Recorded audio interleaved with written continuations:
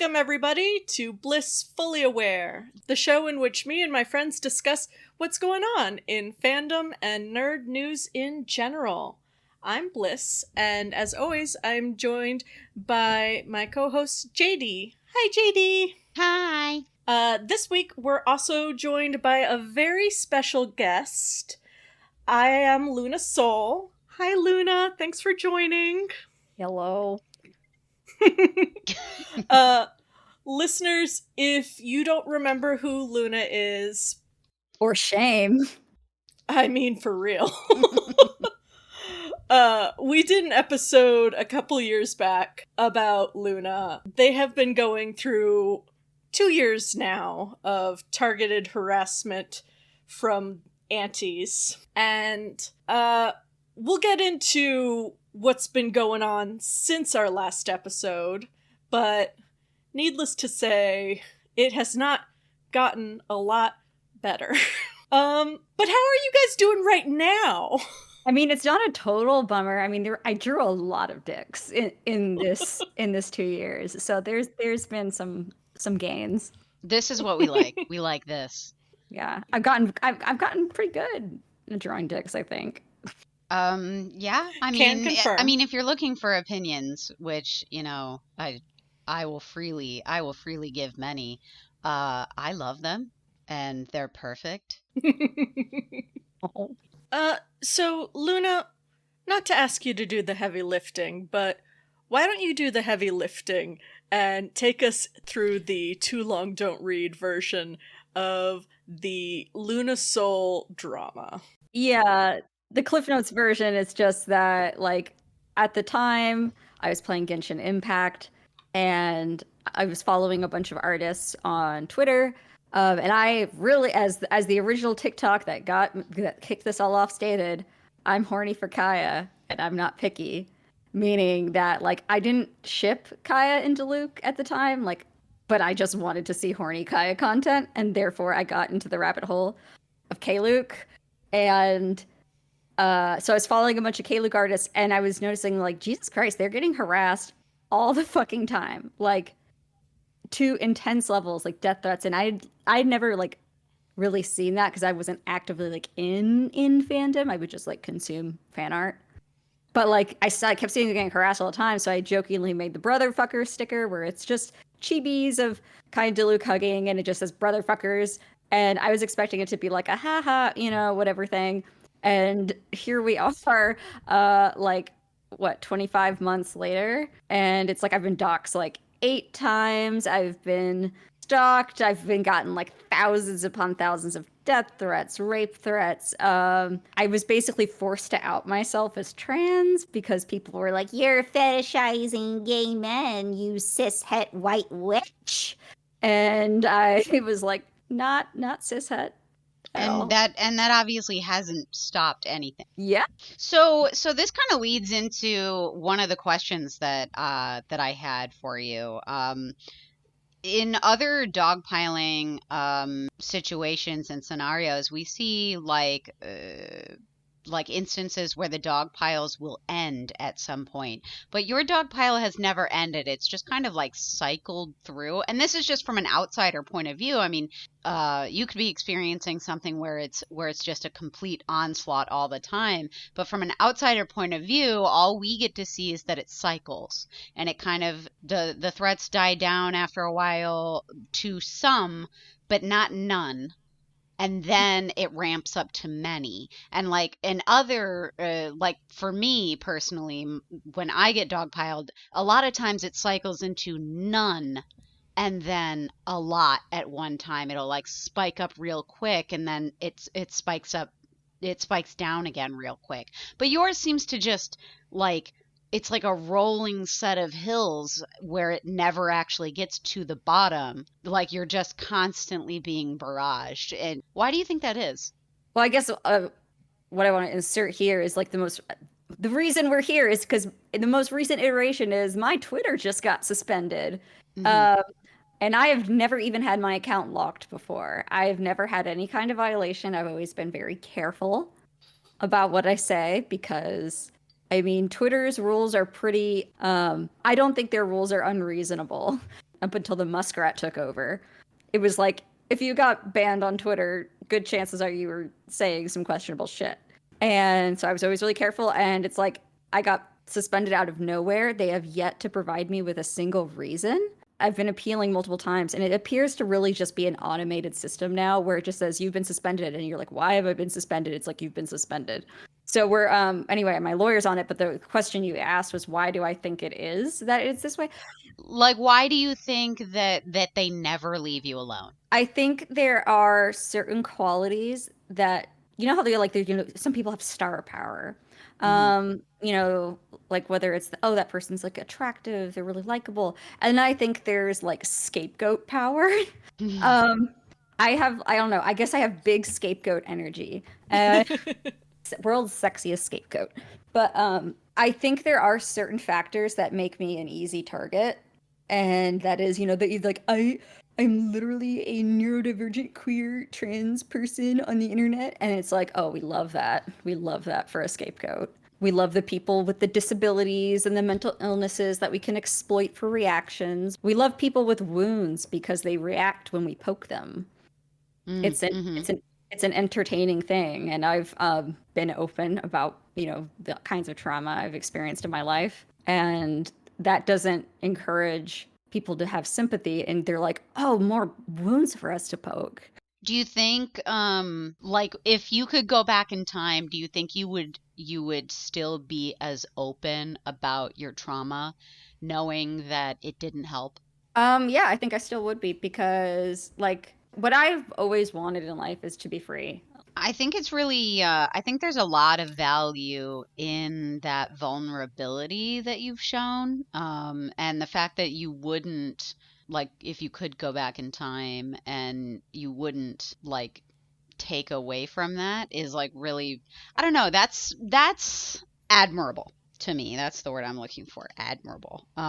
Because it kind of just goes to show that, like, either, I don't know, that you recognize your values, that you have, that you've been steadfast in those values, and that makes a lot of sense to me, in terms of like what I know about you, and what kind of harassment that you've been through. Well, so in that same thread, I've noticed not antis, but certain people in the pro-ship community seem to think that you treat yourself as above criticism, and that the community treats you as something of a martyr. Do you feel that you're above criticism in the pro-ship community? Okay, so I'm gonna come across like as an arrogant person with their head up their ass, but here's the thing. I don't think I'm above everyone. I think I am just like, a lot of the criticism people throw at me is really fucking invalid.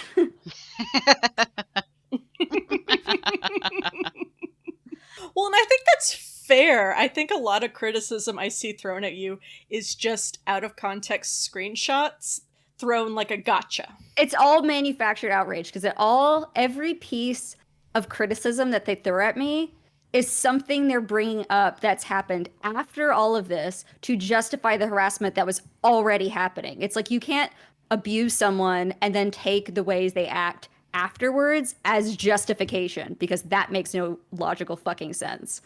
As Viktor Frankl said in Man's Search for Meaning, abnormal behavior in abnormal scenarios is normal behavior. Well, yeah. So you really, really can't judge someone's reactions to an abnormal stimulus as abnormal.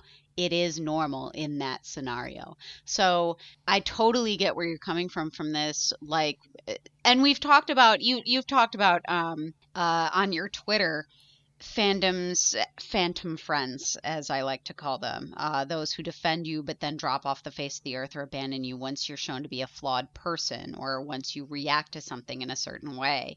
That kind of absolutism is 100% detrimental to community building, and I feel like these queer spaces have kind of like bought into that mindset.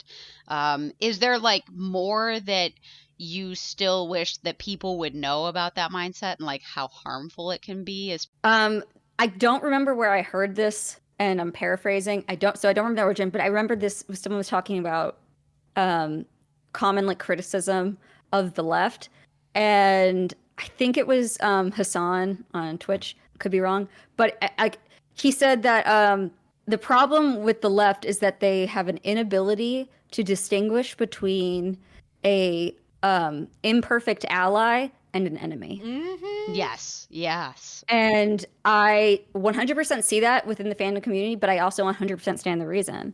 And who has a really hard time discerning friend and foe is people who have been through trauma and been betrayed. Like people, they're getting emotionally reactive and dysregulated because they have been hurt before. And it's like, the lizard brain is taking over and being like, DEFCON 5 threat detected, when it really shouldn't be. I think you're right. Yeah, I think you're right in that one, like 100%. They're reacting to something, and this is one thing that like I feel like I never really get the chance to talk about, because I'm usually trying to fucking deal with whatever nightmare they've created for me. But like I've had over 2 years to think about who is the average person doing this, perpetuating this. And I've seen who they are because I've, had to take legal action against some of them. I've had to, call schools. I've had to get in contact with parents. And I've detected a very common theme, which is that a lot of these people that are in their teens anyway, they're victims of abuse. Like whether it's by their parents or some of their school, or whether it's past or ongoing, they're reacting this way because the quote problematic themes are triggering to them, whether that theme is like an age gap, whether it's incest, like sexual abuse of children or something like that. It's touching a wound, and they're like they're not at that point where they can see that and not feel that pain. And therefore they're like, you're causing the bad feelings, you're the enemy. So do you think you've developed a lot more empathy toward aunties, or do you think you still struggle with that? I didn't develop it. I always had it. Yeah. And it was always there from the get-go. And that's honestly why I didn't take legal action earlier, is because I'm like, listen, these are people who are like probably dealing with some pretty fucking bad shit, and I don't need to make their lives worse. Like I can hope that they'll get over this. I can't like talk about any details in terms of legal action. It was just like we had like a list of more people that we were thinking about taking action of, and some of their cases were like really sad. And I'm like, if this is their living situation, I don't want to fucking like, that's terrible. I feel very bad for them, and I don't want to have to do this. And I'm gonna try to give them every opportunity to stop. Mm-hmm. Yeah, Mm-hmm. that's tough. That's got to be really, really hard. And we know you can't talk about like ongoing litigation, but have you had much success in pursuing justice? Justice is, there's no such thing. Like I learned this from my family, because if their hobby was like being fucking litigious, that's what like fucking rich white people do. They're a fucking disease, man. And so I even as a kid, I was like, parents coming home and talking about going depositions and fighting over, family trusts and stuff like that. And I was just like taught, the justice system is not about justice, and just seeing how fucked it was on both sides. It's just like, this isn't working for anyone. And the big problem is that like you don't have to go straight to suing someone. There's a whole ocean of things you can do before you sue someone, and suing someone's usually the last resort. And in that ocean usually is an NDA. Right. Yeah. And that means that I can't talk about it and you can't talk about it. So if I can't, so it's like if I'm whacking the heads off hydras, but I can't tell anyone about it, no one's going to believe I'm cutting heads off hydras. Right. For sure. Yeah, and if they have a good lawyer. Oh, they don't. They don't. No? They don't. No. They don't. They never do they? Oh no, they don't. That's one of the funniest fucking things is like whenever they would, they would go nuts on Twitter, be like, oh my God, Luna got a lawyer. Who is it? Better call Saul. And I'm like, no, that's y'all's lawyer. I have good lawyers. Like I have the Kim Wexlers of that universe. You are getting fucked. So how easy is it to find these people? So easy. I can't even begin to tell you how easy. Yeah. and I don't want to tell you how easy. Right, because then they'll avoid it. Yeah, you Yeah. got to keep it easy. Yeah, Yeah. I gotta keep it easy. That's why, like, one of the things I always say is like, oh, if there was an easy answer to solve all this problem, we would fucking know it by now because someone would have found it and told us. But the also thing is, like, they might have found it and they might be keeping that real close to the vest because I understand why. Yeah, because you want to keep it easy. You don't want to give them any hint so that they'll be able to hide themselves. The second you tell someone, hey, you have your back door's unlocked, they're gonna go lock their back door. Mm-hmm. So it's like, no, don't do that, don't do that. Mm-hmm. I want to come in and fuck you with the long dick of the law. The long dick of Personally, I'm very proud of you for taking legal action. I know a lot of people think you're joking or going to extremes. I think it's a pretty tame reaction to like repeated doxings and death threats and stalking and having strangers be stalked, mistaken for me, and like having conventions contact and saying like you need to kick out Luna because they're gonna try to groom minors. Exactly. I think there is cause and effect to everything, and this is just the effect. It is fucking around and finding out in its truest form. Mm-hmm. Absolutely, absolutely. It's interesting. I feel like that's my catchphrase is it's interesting.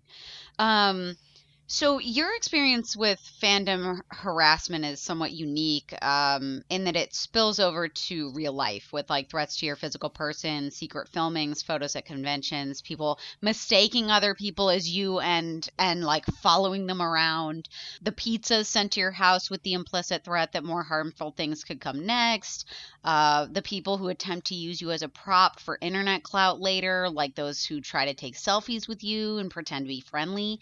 Now, knowing how detrimental that purely online harassment can be, this is on a whole nother level for you. When people say, oh, Luna's overreacting, they're out of pocket for this, they don't understand that, you know, purely online harassment, you know, people are like, oh, shut your eyes or go touch grass. You are out touching grass.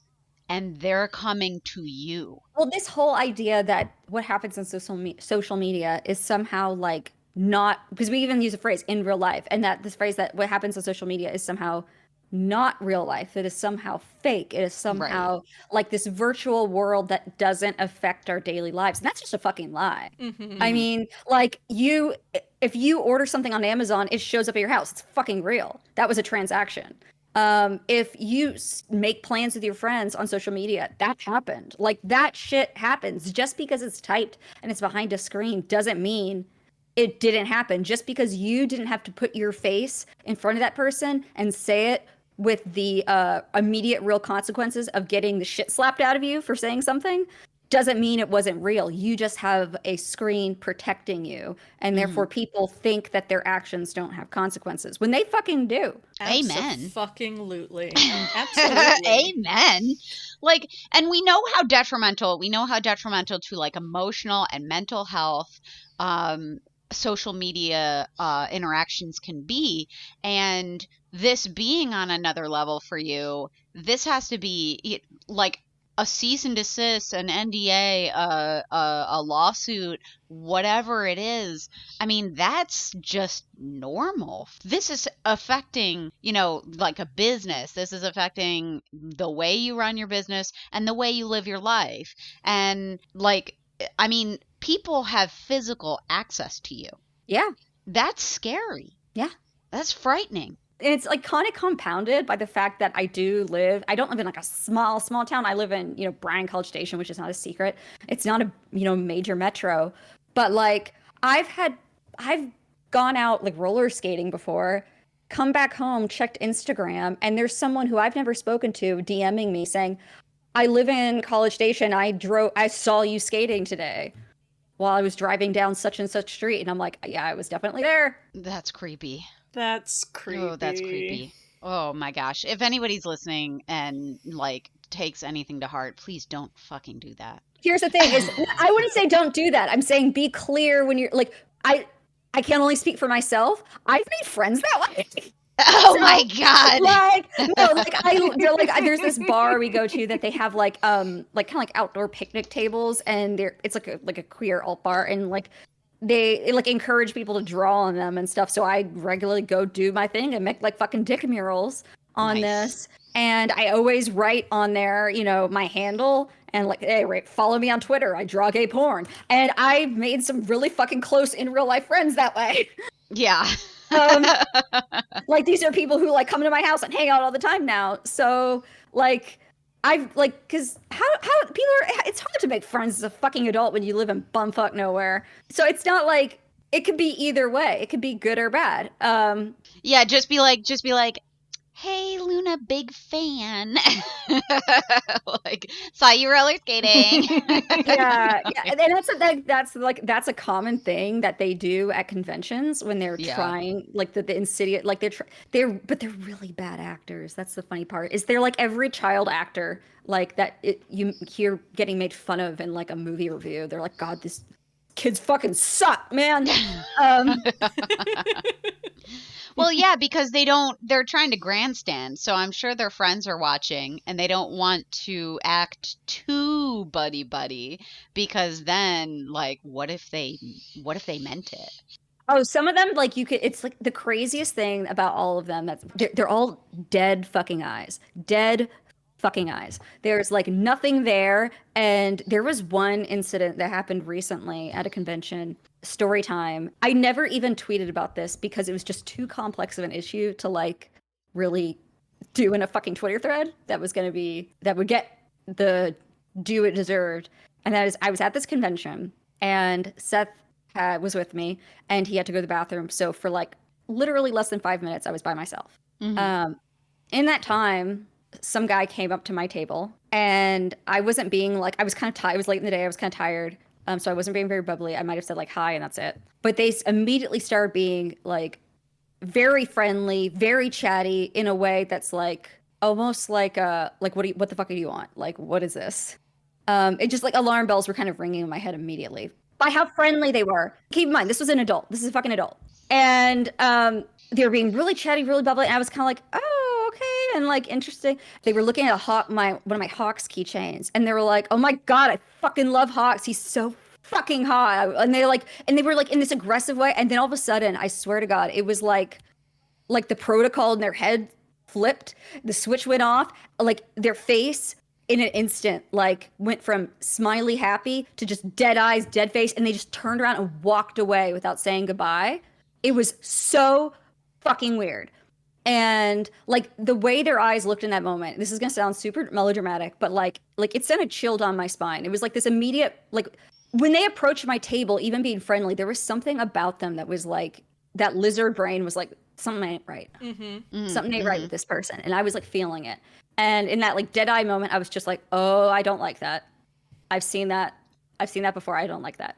And when Seth came back, I told him like, someone came to my table and they just like gave me a fucking weird vibe. And anyway, I didn't think anything of it. Well, after that convention, that was one where I had been recorded and, they posted about it. Another artist had been there, texted me and said, did this person come to your table yesterday? And it was a photo of the guy they sent me. And I said, yeah, they gave me a really fucking weird vibe. And my friend was like, that guy was hanging out with those teenagers that were filming you. Ew. And they said, we saw them together and we didn't know those teenagers were teenagers at the time. We assumed they were all like in their 20s because this guy was being really sexually inappropriate with them. And they were like going along with it, like being giggly and they were just like, okay, this is some weird like polyamorous group. Okay. Not that polyamorous people are weird. These particular polyamorous people were weird. But like they said, like they said it made them very uncomfortable and they were just trying to get through the transaction or whatever. And only after that, the recordings being posted, that they realized that those people were underage and that this guy was with them and saying all kinds of things. Like, I mean, like literally saying things like, I'll be your sugar daddy and stuff to them is what I was told. Like touching them like sexually. And here's the thing is like, because we were able to find all these people profiles on social media, we were able to find that he was like 21 and they were all like 15 or 16. Oh, gross. And so we immediately were like, oh my God, this is what's happening. This guy came to the table and was like trying to be friendly with me to get close to me, and then came, because he came by himself. He wasn't with those younger people, and then he had them come and harass me, and it's all to deflect. It's all to deflect, like, pay no attention to the man behind the curtain, to me, the fucking groomer. That's the groomer. Look at them. And when we put this together, I was fucking horrified. And I had found these people's school, and I contacted their school. And I said, like, listen, I was going to contact you because your students were like stalking and harassing me, but that's not really my concern anymore. My concern is that they appear to have been with an unrelated 21-year-old guy who was being sexually inappropriate with them. And I want to make sure that some responsible adults are aware of this situation. And I don't know what ever came of that. I have no idea. I hope something was done about it. Wow, I hope so. But yeah, that's the familiar theme is that we're finding, is that for every mob of teenagers that are angry at me, there is like this adult in there, usually between the ages of like 20 to 30, that's like the puppet master behind them. Like, whether they're organizing in discords or what, I don't fucking know. That's so creepy that there's like these adults out there who are manipulating these kids, and like and it's interesting because it's like, okay, you can groom children with literally anything. You can groom them with hatred for someone they believe is a groomer. You can groom them with the Bible. I mean, Yeah. come on. Like, tale as old as time. Get groomed with Jesus. Yeah, like any strong emotion, any like hatred, any of that, like they can literally just be like, I hate the same person you hate, so. Here's the crazy part, is that the average auntie who's like a teenager is probably living a life that was very similar to what I was living as a teenager. Like, it's a lot of hopelessness. And when you have a lot of hopelessness and you feel like you can't change your situation, you're only a teenager, what do you do when you can't force your abusers to stop? You displace the pain. You direct it at someone you can.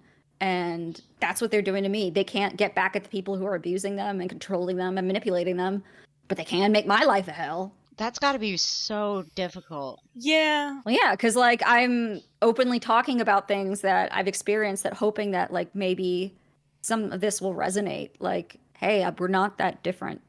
Mm-hmm. And I don't think people want to hear that. Well, yeah, it's the whole like, young in the shadow, the traits you see in others that make you, react a very strong way. Pay attention to those. They might be telling you something about yourself. A common thing I think is because before all this started, what was the situation is I was doing very well on TikTok. My business was exploding. I was very successful in a public way with several like Kickstarters, and I was making TikToks about being a successful small business and like trying to help other artists, and talking about like, yeah, I even got to be a fucking homeowner this year. Isn't that cool?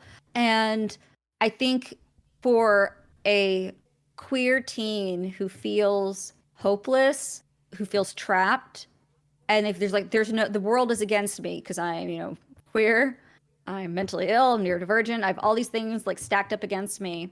There's no way I can get out, and if I fail, it's not my fault. But then they see someone succeeding and thriving, then they have to think, well, if I fail, then is it my fault? And the answer is like, no, that's like the system is very much fucking rigged. And I was able to be successful because I, like, in spite of the abuse, like, I'll just be very fucking clear. Family that had money, even if they're not freely giving it to you, is a huge fucking asset. So like, I think for them, seeing this person succeed hurts me, and I feel like I deserve it more. And they'll make up whatever reasons why they believe that they deserve it more than you. Oh yeah, and it's like every time something happens, it's always wild to see like tweets and videos, and where they're like, Iamlunasol got this, but I'm a struggling artist, and you should commission me, and I'm like, why did you have to bring my name into any of this? Yeah. Speaking of bringing you up, I recently, I saw one today. There's this genre of tweet, and this might be a little off topic, but there's a genre of tweet that I've seen that that involves you where somebody will point out something that somebody said about you, something really awful. It'll be like a death threat or like that they hope something terrible happens to you. And they'll say, I hate Luna, but this is awful. Yeah. And I hate yeah, this. like I hate Luna, but this is terrible. Like you shouldn't hate Luna like that. You should hate Luna in a morally good way like I do. You are trying to suck two dicks at once, my Yeah. guy. Like you want the best of both worlds. I love it. I mean, come on. Yeah, I think you're totally right. And I know what it is. They need to denounce the harassment in order to make a virtue signal, but they also need to distance themselves from any criticism that they might get from defending me. Absolutely. What I don't understand as a person on planet Earth is I can be like I can hold two ideas at the same time. There's no reason that in denouncing one thing I have to be supporting another. You know what I mean? So like for example, like death threats being bad doesn't mean you support Luna. You know what I mean? But people will assume that that's what you're saying because of the context of the tweet, and it's like, no, they shouldn't have to say that. Like granted, obviously, you know, they shouldn't be hating you to begin with, but also like it is like sucking two dicks at the same time. It's like, okay, are you going to make your point, or are you going to distance yourself from Luna? There's so many instances where I can think of where I'm like, hey guys, maybe don't do that, and they're like, so you support this? And I'm like, well, honestly, I don't even think they're denouncing the harassment because they even believe it's worth denouncing. I think a lot of times they only do it because they're like, I want an excuse to talk about this because this is the hot topic and I want attention points too. So I'm going to raise my hand and say absolutely nothing of fucking value that has been, you know, like saying harassment is bad. It's like, oh my God, like such a revolutionary. What done without you? Like, congratulations. Thank you, random anime profile picture with 27 followers. I really needed to hear this. Wow, why didn't we think of that? Yeah. It's a circle jerk. It's like really fucking masturbatory. And that's why a lot of the support that people like, they're like, oh, Luna support. I'm like, it's not real. It's not real. You know, I totally can see where you're coming from with that, because so many people have supported you and then realized that they're not getting anything out of it, or that they're because they were like doing it in a fucking shady way. That like, oh, that's like been several times where like a semi popular, usually an artist, will say something kind of similar, like, I don't support Luna, but that's not okay. And it's like, I'm like, why did you need to say you don't support me? And I'm like, if you don't support me, then why are you using my name to get social media points? Mm-hmm. Don't fucking use me like that. That's gross. And then they'll turn around and make it sound like they're being victimized by me saying that. And then they'll turn around and block me while trying to say they're defending me. And I'm like, yeah, you're so supportive. It's shocking to me how many people try to get something out of using your name. Everyone wants to extract their pound of flesh. They all it's like trying to use every fucking part of the buffalo, except I'm not a fucking buffalo. Yeah, it's sort of like at this point, saying your name is kind of a magic word to get engagement. It is. I am like the fucking pro ship Babadook. It's at least you're a queer icon. I am. That's what I need to do. I need to make like a Babadook cosplay with the rainbows, but on the hat put like CEO of pro ship on the same time, and just. Can I hide in the archives? Can I be the archive gremlin? Yeah. Yes. Yeah. Yes. I want to be head of marketing. I love it. Oh my gosh. Oh, this is brilliant. Oh, but like in terms that I think my my genre of tweets that I hate is where they take like a genre of a thing I've talked about and completely fucking lie and twist what it was about. For example, I saw one the other day.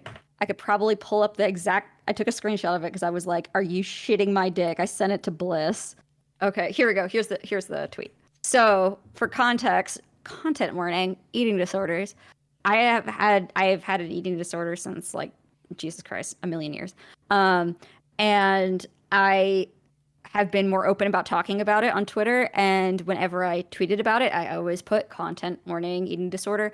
And I would just be talking about my feelings about it. And I'm always very careful not to like negatively talk about myself in a way like, oh, I look disgusting. I feel disgusting. No, I'm talking about like what I'm struggling with and etc. Mm-hmm. I do not wish an eating disorder on my worst enemy. It's fucking awful.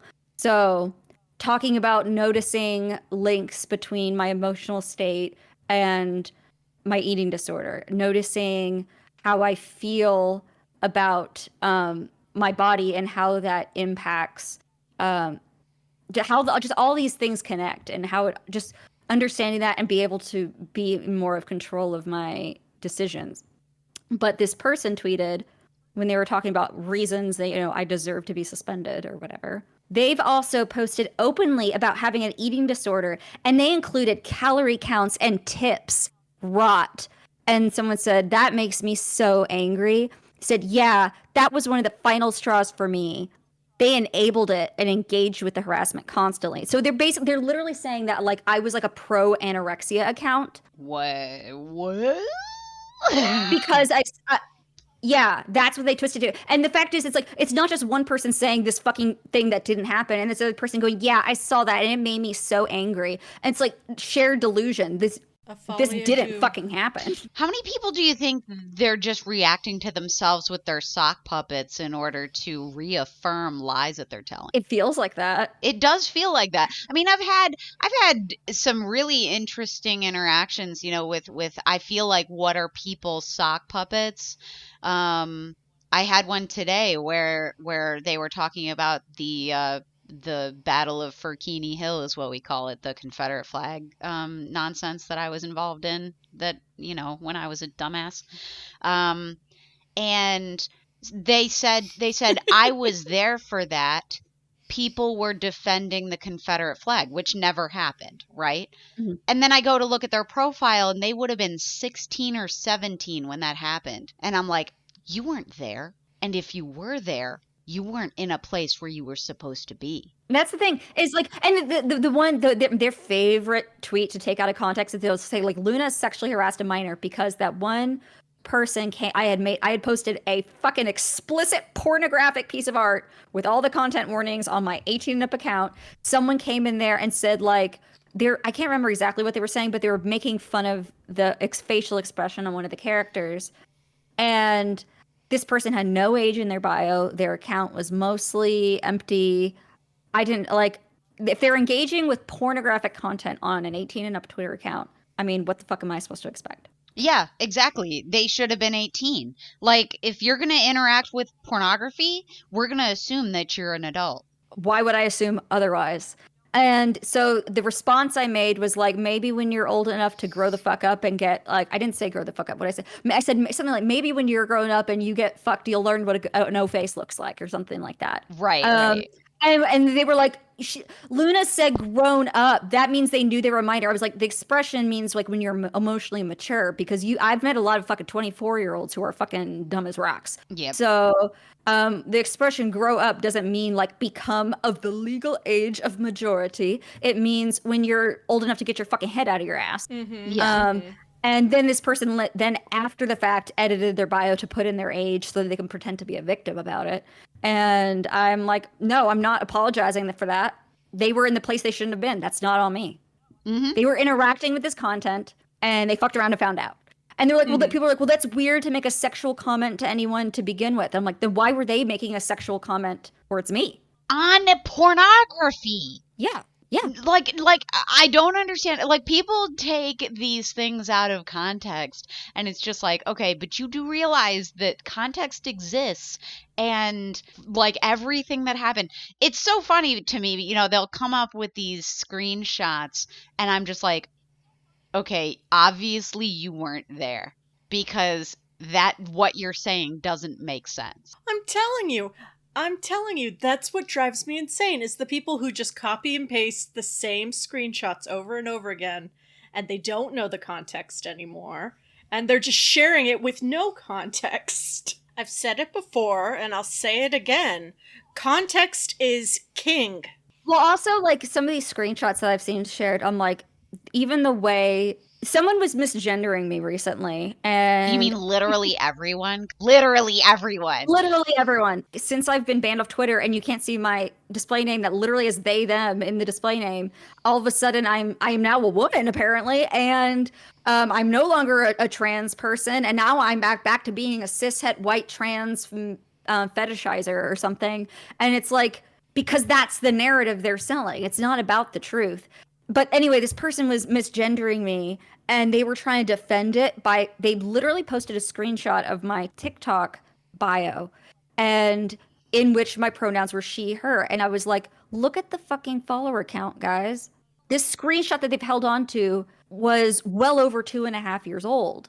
And they were holding on to it specifically because that was when I was still closeted and using she, her pronouns to fucking avoid transphobic harassment. And so, but it's like, okay, so you're saying the last time you looked at my profile was 2.5 years ago. It's still there. Like, my TikTok account is still in existence. It's private. I haven't posted on it, but it's still there. And it's a fucking choice to use a 2.5-year-old profile of an account that I haven't been active on versus, like, I don't know, my fucking Twitter screen name, which is right there with they, them in the fucking... It's the account you're interacting with. Yeah, there's a lot of bad choices being made. And they think they're fighting the enemy, and I'm like, okay, so the enemy is a CSA survivor, a trans person, a small business owner, an artist, someone who is against all the same things that you're against. It's like, I am against, abuse. I am against fucking, greedy, evil, cishet, white Republican billionaires. I'm against all the same things. Just throw some shit at a wall, Luna. It'll stick. Yeah, and I'm just like, not like, I have no idea what's going on Twitter recently. I've like checked a couple times, like for like less than a few minutes, and I'm just like, see, here's the fucked part is like, on my old account, I had almost like 10,000 accounts blocked. So when I like went to the quote retweets, everything was fine. And now it's like, I want to go on Twitter and see like the supportive messages, and it's like wading through like diarrhea tsunami of like, oh, constant misgendering. It's like, oh, another 14-year-old's fucking opinion. Oh, okay. Yeah, that should be considered a crime against humanity, having to see a 14-year-old's opinion. It is. A 14-year-old's opinion on Nightmare. gay porn. It's like, listen, can you handle like To Kill a Mockingbird and to Catch Her in the Rye first, maybe? Like, do your fucking homework. Do your fucking English homework. Like, can you apply half the effort you do to discourse to your fucking English homework? Maybe. Seriously, like, become more literate. Like, do me a favor. What's the thing? Is like the fictional version of me that aunties create is like, God, if that were real, that would be the cartoon villain of the decade, man. Like, but yeah, I mean, yeah, they've essentially created this idealized real person fiction version of you. Oh, they wrote fan fiction about me a number of times. They've written literal fanfics about me, some of which are like, I don't read them because, like, here's the thing. I would read them if they were good writers. They're not. They're bad actors. They're not good writers either. Like, I don't want to read a 14-year-old's fanfic. It is dog shit. I'm sorry. And they've written fan fiction about me, and I have not read them, but I've been told it's like, oh yeah, this one's about you getting, like, sexually assaulted by your brother or something. And I'm like, cool. So they're mad at me for drawing K-Luke because it's incest. So therefore they wrote an incest fic about a real person, and they're the good person in this. The math is not mathing. Make it make sense. This is where I get my 2,000-yard stare. Well, like, this is like, Seth had posted something on Twitter, like screenshot. The person apparently deleted their entire account after getting called out profusely. Good. But this person tweeted, they said, I sincerely pray and hope that Luna goes through the worst trauma that comes to mind. I don't care what it is. And they're misgendering me, so I'm using my correct pronouns here, but they did not. If they are going to be a pro shipper Fujoshi freak that sexualize underage characters and puts them in inappropriate situations, then they better get a taste of their own meds. Maybe they can get sexually assaulted.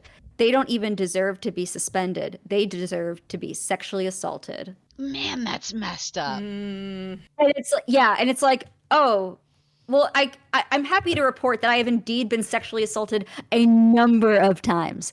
So, does that make you feel better, my friend? Oh, that's messed up. Ooh, could you imagine feeling angry enough to say something like that? Because I can't. Man, that person's going through something. I hope they get well soon.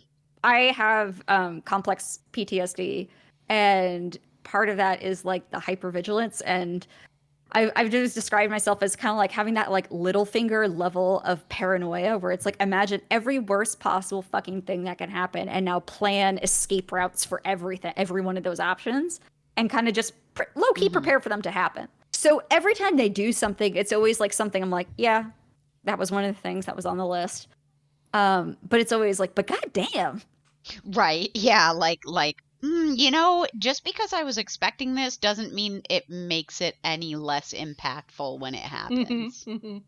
Oh, 100%. And it's like, I'm not being dramatic when I say it's like re-traumatizing, because it makes me feel like I did when I was young, when I was being abused and trapped in this environment.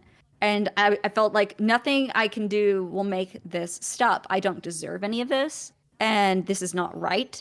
But nobody is stopping it, and I can't make it stop on my own, so what the fuck am I supposed to do? It's the exact same feeling. Mm-hmm. Well, then, can I ask, because of everything you've been through and how traumatic it's been, what causes you to push back, and why haven't you just left social media completely? Because fuck them. Because if that's what makes them mad, they don't deserve a day of peace.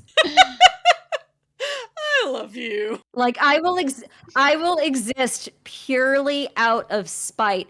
I may be like passively just like living every day, filling myself with like meaningful little drivel until I'm dead and whatever. But like every day that I am making one of these people like shit their fucking pants. Well, here's shit their pants. When I say the people I want to be shitting their pants is not these kids who are being manipulated. That's not who I want to be shitting their pants. I want the people, these 20-something-year-old groomers who are seeing me talk about patterns of abuse and concerning behavior. And this is what the warning signs are. And this is okay. And this is not okay for this to be done to you. And fiction is okay. And the things that are your source of shame, don't let them be used against you. Like, it's okay to have fucking problematic kinks, maybe you're into age play, or maybe you're into CNC or whatever because you were a victim of this and that makes you feel better. And there's nothing fucking wrong with that. If you're not hurting anyone, there's nothing fucking wrong with how you cope. And if you're doing it in a way that's not hurtful to yourself or hurtful to others, and consuming cartoon porn is not harmful. Certainly not to other people. There are no victims being created. So these people perpetuating these ideas that keep victims and vulnerable people, keep them silent and keep them in shame and keep them under their control. Those people, fuck them. I wish them a very big, long life of, discomfort and constantly having a fight with me. I'm going to be the fucking, pro ship Babadook haunting every corner. And to the kids who are getting groomed and perpetuating this harassment under, the manipulation of these people, I hope that maybe if they're gonna be fucking insisting on being in a place where they shouldn't be, maybe what I'm talking about in terms of my own experience, my own trauma, will make them realize and recognize the fucking patterns going on in their own life, so they can go, oh wait, I need to get I need to not have this person in my life if I have any say over that. Yeah, because sometimes it's hard to identify. It's hard to identify what is being used to manipulate you. It's hard to identify where the feelings are coming from, how your shame is being weaponized against you, how control is being exerted over you. So anybody who is pointing out how shame and how these feelings of mutual hatred can be manipulative, that's going to be the enemy. So that's going to be you. And in general, I think like surrounding yourself with people whose primary pastime is to negatively observe and dogpile and harass and doing all those things, that is not something that happy, fulfilled people do. And if you're participating in that kind of thing, ask yourself, what need is that filling? Like, what do you have an unmet need, and that unmet need is like, I have anger and I need it to go somewhere. And what's that anger coming from? Maybe it's you're being abused. Maybe it's something bad that happened in your past that's no longer ongoing, but you're still very, hurt over it. If you need your anger to go somewhere, think about where the source of that anger comes from, like the real source. Yeah. Turn inward. I wish therapy was more affordable and accessible, because these people fucking need it. And I don't mean that in a judgmental way. I mean that in a genuinely, I wish there was more access to resources. Everyone should have fucking therapy. And I was talking to my therapist today about like what kind of resources are available, and she gave me a bunch, and unfortunately they're all fucking hotline numbers, or like websites that are like, oh, call, like email us. And it's like, and I was explaining, I'm like, listen, I was aware of these kinds of resources when I was a teenager being abused too, and calling a hotline is not an easy, safe thing to do for everyone. So even like the support resources there are, I'm like, yeah, God, this sucks. Yeah. And that's like, and that's the reason this problem keeps continuing in these cycles, is because the system is like it's just all fucked. It's all fucked. Like abuse of power, and especially like abuse of children, is like tale as old as time.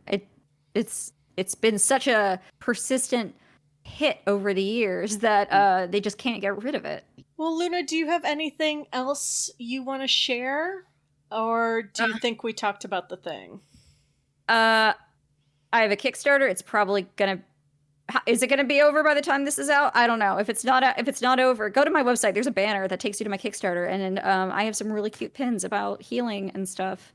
And I would like all of your money, because money is truly the key to healing. If no one has told you, because it's like people say money can't buy happiness. Yeah, but it buys a lot of therapy and edibles and lawyers and like cute frivolous shit to cope with.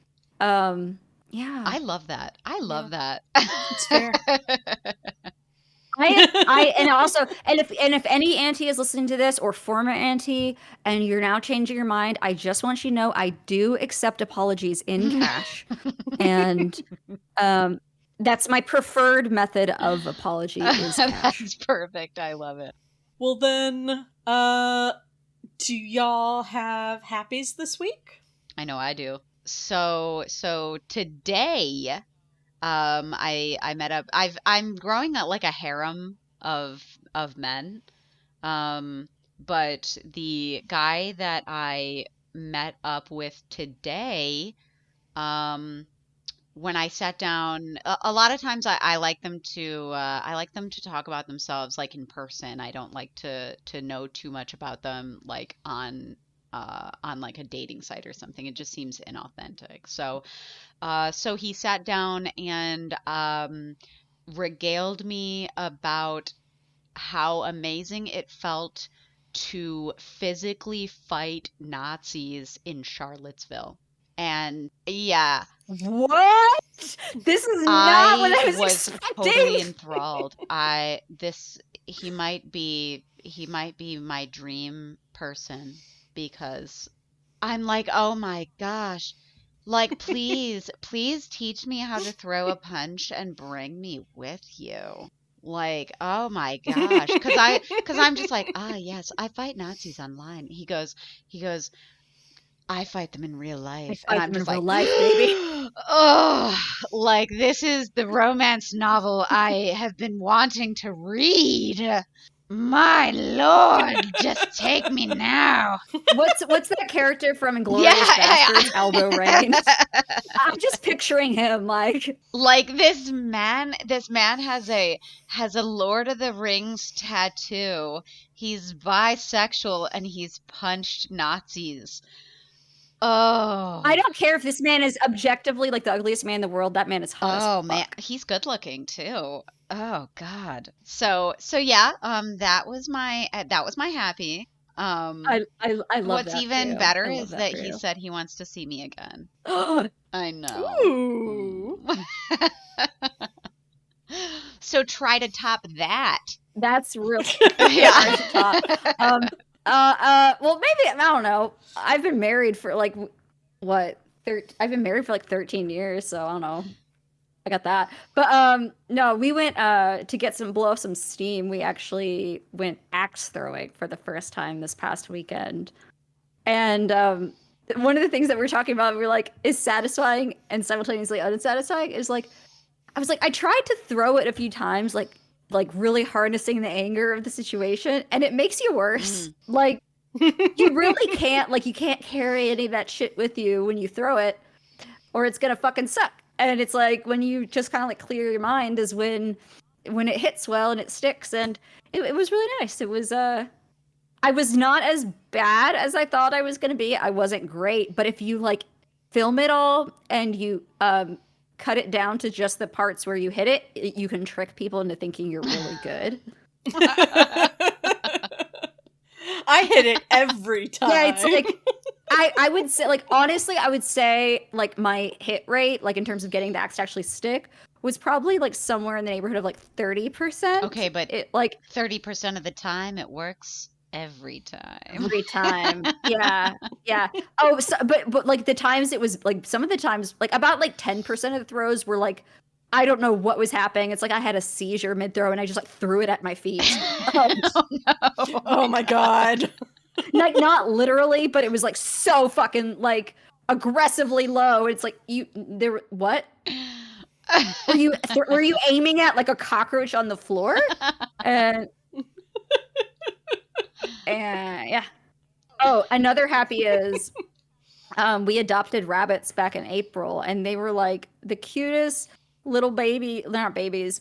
And one of them's real fucking big. Hilda and Siggy, and they were in the shelter for like 3 fucking years. Like Hilda was in the shelter for almost her entire life, and so like they're like really unsocialized. And they told us when we adopted them, like it's gonna take them a long time to warm up to you. And like yesterday, and Siggy's like the smaller one, he's much more like hesitant and reserved. He like climbed on top of me yesterday. Oh, like baby. And I was like just holding my breath and being like, oh my god, look. I love it. I could cry. Well, my happy's gonna top all your happies because I started watching a new anime. Oh yeah, yes you did. Yes you did. I started watching Trigun Stampede, Nice. and it's really good. Are you shipping the brothers? I am shipping the brothers. I will never hate on someone's ship. Like all ships are valid. I wasn't into the original Trigun, so like I don't know the differences. I know of the differences now, but like I saw so much like what's it called? Wolfwood? No, not Wolfwood. It was Wolfwood and Vash, whatever that ship name is. Vashwood. Vashwood. Yeah, and I'm just like, I don't really see it. Like, how are you not shipping the brothers? It's right there. Like, And it's not subtle in the show either. Like it's literally canon.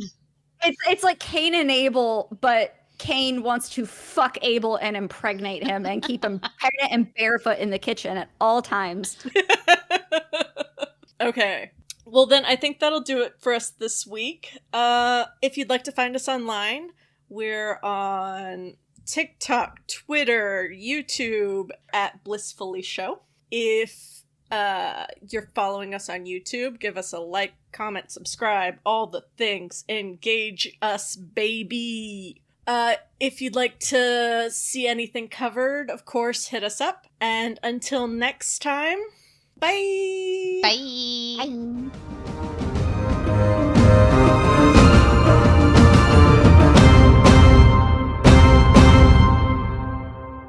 Like, lab engineered to be as sexually as appealing as possible to a certain demographic of watchers.